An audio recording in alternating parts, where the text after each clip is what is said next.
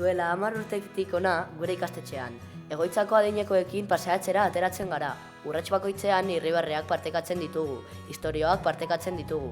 Proiektu berezi honek mugi du izena.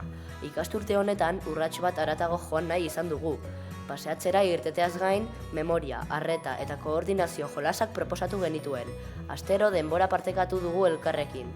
Barreak egin ditugu eta gauza berriak ikasi ditugu bizita bakoitzean. Asko gustatu zaigu egoitzara joatea.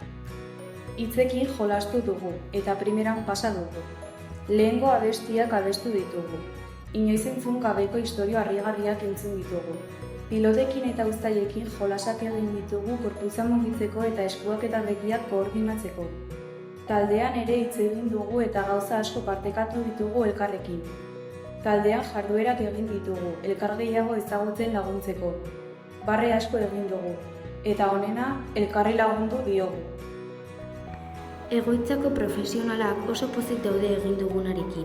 Esaten dute, beren nagusiak ikusten dituztenean jolasean eta barre egiten gurekin aurpegia aldatzen dutela, eta askoz animatuagoa nabaritzen zaiela. Zerbitzu honek motibatuagoa eta zoriontsuagoa sentitzen lagundu die.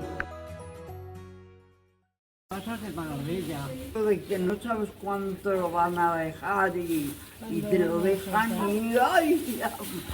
Ellos son dos. Entonces se esperan un segundo.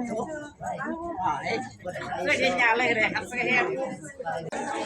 Sí, lo ves pagar el día de la mañana cuando seáis mayores. Lo que nos hiciste a vosotros. Elkarrekin jolastu gara. Gauza berriak ikasi ditugu. Eta zuen ondoan hasi gara. Eskerrik asko. Partekatzen usteagatik, Ainune politak. zuekin!